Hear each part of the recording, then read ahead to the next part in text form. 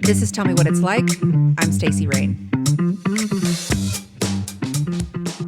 In 2023, more than 80,000 Americans died from opioid overdoses. Every single one of those lives was someone important, a part of a family, a father, a mother, sons, daughters, aunts, uncles, friends. Connor Gerhart was one of those people who lost his life to the opioid epidemic. His dad, Bill Gerhart, is here today to tell his story. Bill, welcome to the show. And let me first start by saying how sorry I am for your loss and how much I appreciate you being here today to share your story. I wanted to begin by talking about who Connor was. Perhaps we can talk about what he was like as a kid. Yeah, sure. Thank you, Stacy. I love talking about Connor. He was every dad's dream, I think, from the time as a young man. You think about the potential of having a son. Let me just first say we don't think so much about having a daughter, but it turns out that having a daughter can be super enriching just as much as having a son. And I love my daughter, and I love the fact that you have these different experiences with them growing up, and also different experiences and relationship with them as adults. So not everybody is privileged to have at least one of each. I was, and super grateful for that. So shout out to my daughter, Catherine. But Connor, you growing up as a man, you are the son to a dad, and you remember those moments, you cherish those moments. There are lots of things that you do together. There's lots of things that you learn from your dad. And I think most of us look forward to the opportunity to have our own son, at least one son, and do those same types of things, and then even try to be a better dad to your son. So Connor was born healthy in 1991 here in San Diego, and he was idyllic growing up as a kid. He developed normally. We kind of thought of him as a little Superman because he never got sick. In fact, he through eighth grade never missed a day of school.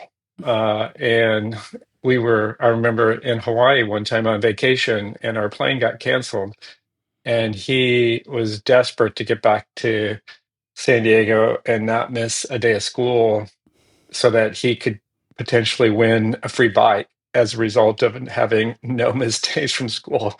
So I spent, I don't know, $1,000 on new plane tickets so that we could get home so that he could potentially win the $50 bike or whatever it Yeah. was. And the joke at the end of the day that we laughed about for years afterwards is that he did end up with no missed days from school, and he unfortunately, I was tied with another girl who didn't miss a day of school. And so instead of giving each one of them a bike, they drew for the one bike and he lost. And so from that day forward, he was much less worried about not missing class, and Right. learned what he thought was a very painful lesson about life. But he was really outgoing and an extrovert. He had a strong sense of humor. He loved sports. He had a good group of friends, very diverse group of friends. He was a bit of a leader amongst them, and I think he was head of student body. At least he gave the commencement speech in eighth grade, and he absolutely crushed that. And everybody in the family, loved being around him and loved having him around. And he was everything that a dad hoped he would have as a son. So anyway, I could talk for a few days about Connor and his early life as well as later life, but that's a good summary. You two were adventurers together, too. Am I right in that? We did, yeah. So we were never as close as I would have hoped that we would be when he got older. Maybe that's true of a lot of adult children. You want to spend a lot of time with them, and they have their own lives and develop their own relationships. But we loved to to do sports things, go to sports events, to travel and have adventure. Later on, we both learned to scuba dive, and we went on several scuba diving trips. In fact, we were planning another scuba diving trip when he passed away, and it was those moments when we were doing things together, when we were both in the flow and both at our happiest. So there are a lot of memories from uh, our time together. Yeah, it sounds like he was really active and he loved football. Well, he went to a prep school in high school, and it was quite the transition moving from East County to prep school, socially and uh, demographics and economically different set of students. What worked in junior high in East County didn't necessarily work in high school in North County, and he, I think, had a challenging adjustment. And also, the academics were significantly more challenging than where he had been before. And I think the combination of all of that and not being around sort of his friends that he grew up with and having to make new friends was really hard. And the one refuge from that was sports, because you could play sports, you could develop friends with other people on the team. It's something you could look forward to. It was something you were good at, and it was a break from obviously studying and dealing with sort of the social dynamics of trying to relate to other kids that maybe are a little bit different from you. Um, so he had a very successful experience at La Jolla Country Day, where he went to prep school. He had very successful coaching relationships that he had, and he to this day was honored by those coaches who were new coaches at the time that he was there, and now are the senior level coaches there, and they have Connor Gerhart award that they give once a year to the athlete that exhibits the most fighting spirit and the most winning attitude and the most the highest level of sportsmanship. And that was him. He was leading by example, and he was super enthusiastic and super supportive, and was one of the leaders on the football team. And so he that's where he really, I think, was at his happiest. And then he went on to play college football. He did, much to my chagrin and against my advice. He wanted to continue to live the dream, and he got some financial assistance from a D3 school that was one of the nation's top engineering schools. And he wanted to be a subtype of engineer. He ended up getting a civil engineering degree, and he got the opportunity to play Rose-Hulman Institute of Technology, which is back in Terre Haute, Indiana. And like his transition from junior high to high school, the transition from San Diego high school living at home to being in college in the Midwest, where it's freezing and he's not around any that infrastructure, and trying to play football at the same time as make good grades, was quite an adjustment as well too. And he was sick a lot that first year in college, I remember, and we never quite could figure out, was it because he was being exposed to viruses that he had never ever seen in San Diego, or was it because he was enjoying the social life and doing a lot of partying with his new friends? But at any rate, he survived. He had a very successful, college football experience. He again got himself nominated as one of the leader. He overcame a lot of adversity. He helped lead the team to their first district sort of championship in 23 years, Wow. and we got to see him play a number of times. And again, that's where he was at his happiest.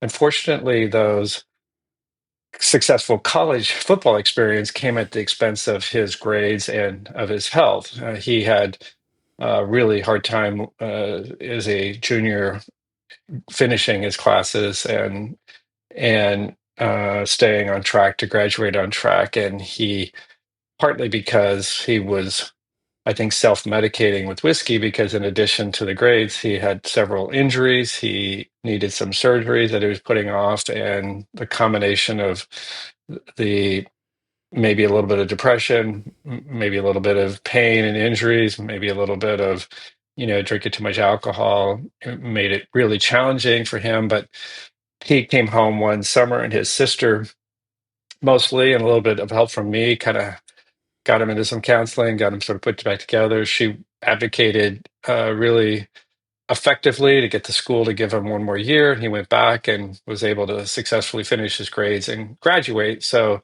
that was like a huge accomplishment, and what I thought was a really instructive lesson for him to power through challenges and adversity, in order to succeed, and to take that sort of lesson and that attitude and that confidence forward to overcome other adversity and challenges as in his life. And ultimately, he becomes a civil engineer. He gets a job at a really great company, and he does really well. It's true. He not wasn't a straight line. He injured his back again in a weightlifting accident, and he wasn't really working. He didn't have a good GPA. He didn't have a lot of confidence, and so we worked really hard to sort of kind of patch him back together. We got him to see a good surgeon. They had a successful surgery. He came out of that with a lot less pain, and but yet a shattered sort of self-confidence. He'd lost his mojo, Mm-hmm. and one of the things that I did was send him around to some of my friends who gave him, career advice. And one of the best career advices he got in that process of talking to my group of friends was from one of my closest friends in life, Scott Hannikins, who asked him if he was describing his football experience to these people that he was interviewing with. And he was like, no, why would they care about the football experience? And he was like, dude, you you had these successful experiences of leading, young men, and succeeding and winning. And that leadership ability is something that every company wants. If they need somebody who can use a slide rule or made a 4.0 or the valedictorian and can sit in a cubicle and do calculations, they have a bunch of those, but they don't have very many people that can lead people. And Right. that's a valuable skill. And another friend of mine, Steve Black, who's in the real estate development industry, introduced him to four or five of these really big, successful national construction firms. And he went around and interviewed them with this new attitude and talking about his leadership experience and the successes that he had. And he got four offers out of those five companies. So he went Wow. from like being like having no confidence to having supreme confidence, and was able to pick the one that he wanted to work for. And he then went on to have a very successful career with one of the largest construction companies, helping to work on some really large projects here in San Diego, and get me have, enjoying steady promotions over that, what I think was maybe a 6 or 7 or 8 year time frame. And was this the time frame that he started having the surgeries? I think you said he had something like six different surgeries Yeah, on. he had the back surgery, which was a big one. He had a knee surgery for meniscus. He had a shoulder surgery for a torn labrum, my ligament, I believe, and that didn't work. I'm not sure if it was because he didn't do the rehab that he was Mhm. supposed to, or because it just like didn't take, and so he had to have another surgery on his shoulder.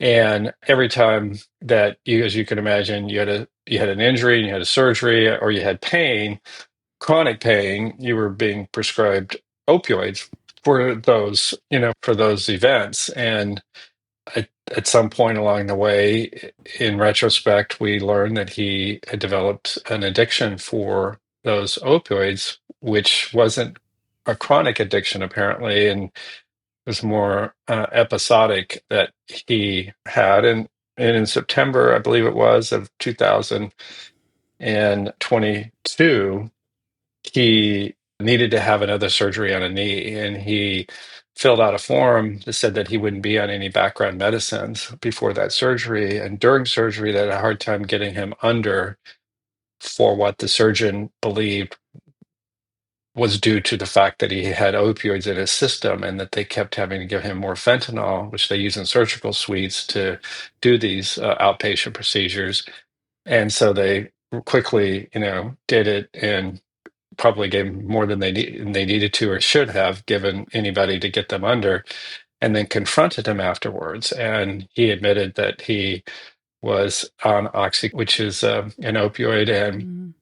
signed the form saying that he was off it because he needed the surgery. He didn't want to like not go to the surgery, didn't know what the risks were, and wasn't able to wash out. And it was after that, it was at that point in time that for the first time we knew or understood that he had this opioid addiction. So that was like the one event. You said it wasn't a chronic addiction, it was more episodic. What do you mean by that? Well, I think so there's all kinds of addiction. And in his case, it sounded like he would sometimes be on these opioids, but he didn't need to be on them chronically. He wasn't taking them every day. Mm. And he had a long-term relationship with a girlfriend who later became his wife for a brief period of time before he passed away. And they would fight apparently about, this use. And there was a point in time where he was crushing it and snorting it, which is a sign that somebody's taking it for more for the euphoria than they are for the pain. Mhm. And having not knowing this then, but having studied it and knowing more about it now, when you take opioids in the short term, they're very effective. In the long term, they rewire the brain.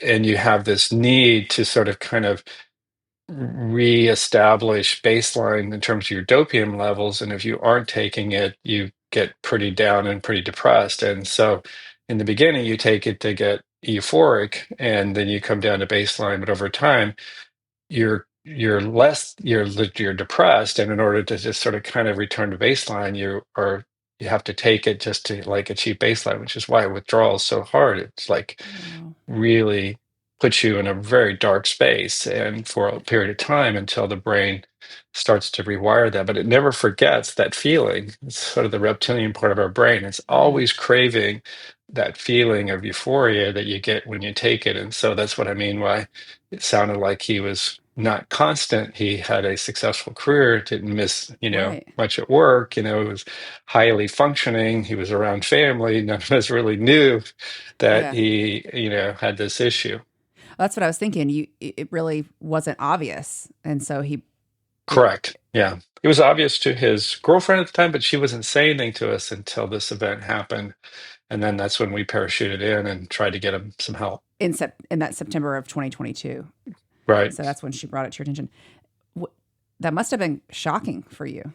Very shocking, extremely scary, because when you start to Google, you learn that people like him who go into rehab come out of rehab, go back into rehab, and it seems to be a revolving door with a high rate of, overdoses. And so it's Mm. just absolutely scared to death. You uh, you assume and imagine the worst, and at a minimum, it feels like it's going to be this really, long struggle with somebody losing their job, losing their relationship, losing their ability to, keep a home, those kinds of stories. And so I worked really hard after that to try to get him in to accept going into rehab. And I did like all the research and found the different facilities that were ranged in quality and cost. And as a parent, you would do anything Yeah. to try to keep that from happening. But Right. unfortunately, I couldn't get him to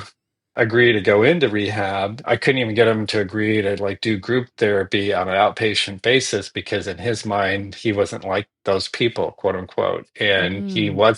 he didn't have an addiction. He wasn't willing to admit that he had an addiction. And I think it's because he had been able to sort of stop over, the preceding years. And the most I could get him to agree to do was to go see a friend of ours who happened to been a doctor who used to be a chief medical officer at one of these addiction rehab places. And he said to me, like, let's not get too excited. Let's not try to take him from A to Z. Let's just at least get him like under control. And he saw him and his fiancee at the time, and he put him on a drug called Suboxone, which is the combination of buprenorphine and naltrexone, which is a sublingual film that you put underneath your tongue and it dissolves and you get this dose of buprenorphine, which is an opioid itself, but it's a very it's very low addiction, and it Mm. provides a little bit of analgesic properties, but it also manages cravings. And as long as you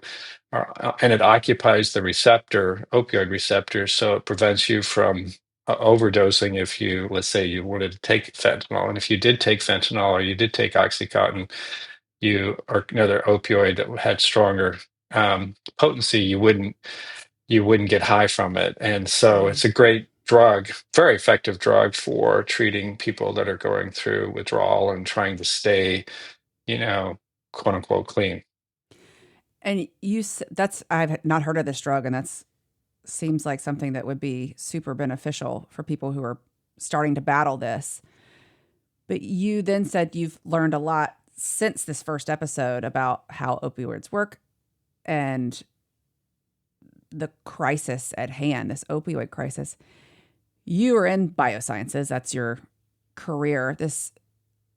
You must have known exactly where to look, and I can imagine starting to see the research and all this. It would have been, it's like you can see the plan in front of you, but getting him to agree to it must have been a challenge.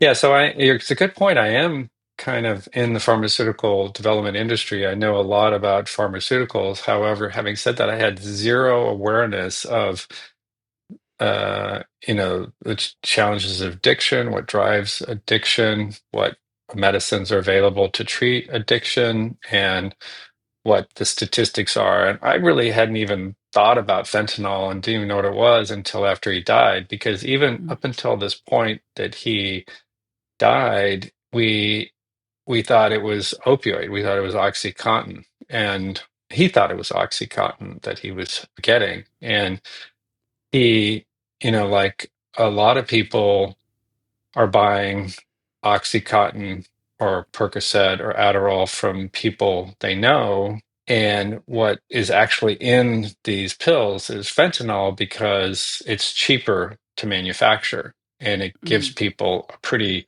effective high in a small enough dose. But it's really hard to control the amount of fentanyl in any one pill when you're making it in the jungle in a Mm. closet in Mexico, by the drug cartels.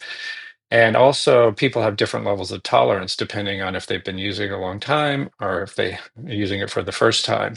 And so, combination of those, that variation in dose and the difference in tolerance results in many people overdosing um, and often dying as a result of sort of those two sort of variables. And so the opioid crisis and the significant amount of increase in deaths that has happened over the last 10 years has a big history that is beyond the scope of our podcast today, but Mm-hmm. in a very summary, to sort of really overly simplify it, many people during the opioid overprescribing became addicted. When those got pulled back, they switched to heroin because that was cheap and available and gave them a similar high. And you had a lot of heroin overdoses. And then fentanyl, which is synthetic, unlike heroin, cheaper to manufacture, cheaper to distribute, replaced it. And then and it's much more addictive, 50 times more addictive than heroin or morphine. And Wow. so that's when you saw this huge ramp in overdose deaths, and people who are dying from fentanyl overdoses. It covers a wide range. On one end of the spectrum, you have homeless person that you see on the side of the street that's addicted to it, and they're seeking fentanyl, and they know they're getting fentanyl, and they want to smoke it or inject it or inhale it to get that high, and they have a very high tolerance, and every once in a while they OD regularly, and they get sort of recovered or saved or whatever until they don't. At the very end of the spectrum is a kid in high school who goes to a party and somebody says, "Hey, here's an Adderall," or he wants to take a Percocet, or he needs to study for a test, and he'll buy a pill from somebody over the internet, and it'll have fentanyl in it, and they'll take that one pill and they'll die. And there, everybody in between, then there are a lot of people that are dying from fentanyl that are in between the two ends of those extremes. And Connor was obviously somewhere on that spectrum where he was very successful in his career, recently married, had good family support structure, was otherwise high functioning, and he was on this drug Suboxone, which has buprenorphine, which is a very effective drug, and it's becoming more widely available now for treating addiction. But for reasons we'll never understand, he stopped taking it in the beginning of 2023. Probably because he thought he didn't need to. He's afraid of getting Mm. drug tested, didn't want to explain why buprenorphine was in his bloodstream. And since sort of after 3 or 4 months of like not being on anything, sort of slid back to the place that he was before, where he was, maybe stress associated with the new marriage, stress associated with the job, maybe a little bit of depression. Starts to think about like how good that feeling was when he was on Oxycontin. And so he went back to the friend that he had bought it from in the past, and friend sold it to him. This time it either had too much fentanyl in it, or he didn't know that it was fentanyl in it because he thought it was Oxycontin, but it was always fentanyl that he was buying from this guy. And either because tolerance was low or because there was too much fentanyl in it, he crushed it and snorted it and died on June 1st, 2023. I'm so sorry. It's just the range that you described of people who are suffering from addiction and or dying in this crisis is terrifying because, as I said in the beginning, everyone is somebody's loved one. They all matter, and everyone starts somewhere. And you had no prior experience with addiction. Zero. Zero. And that's common for most people, right? Mm. And so one of the things that we and others who have been affected by this want to do is to increase awareness so that people, first of all, know that any recreational drug is at high risk of having fentanyl in it. And anybody taking any of those medicines or counterfeit drugs are at high risk of dying from it. Right. And when we were young, recreational drug use had its risks, but not dying was not one of them. Today, recreational drug use, as well as any sort of chronic use by people who are addicted, has a very high risk of dying.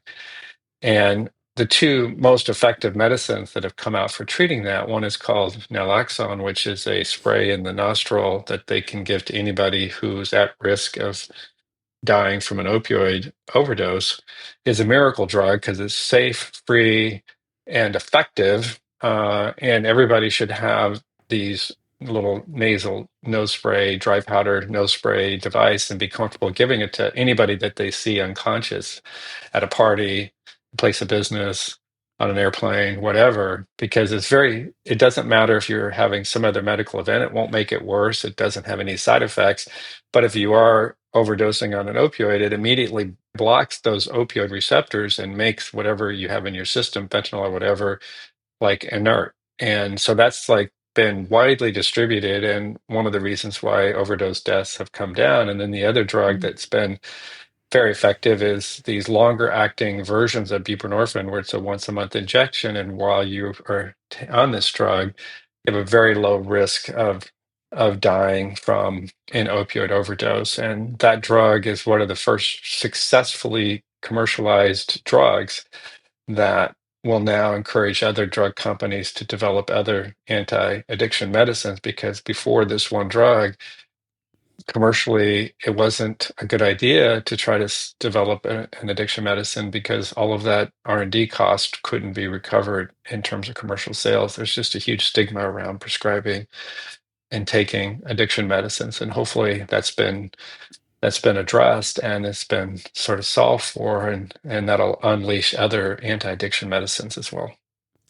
Your description of teenagers at a party, sort of my heart clenched up when you talked about that because I have young kids and we always think about how they're going to grow up and the things they're going to confront.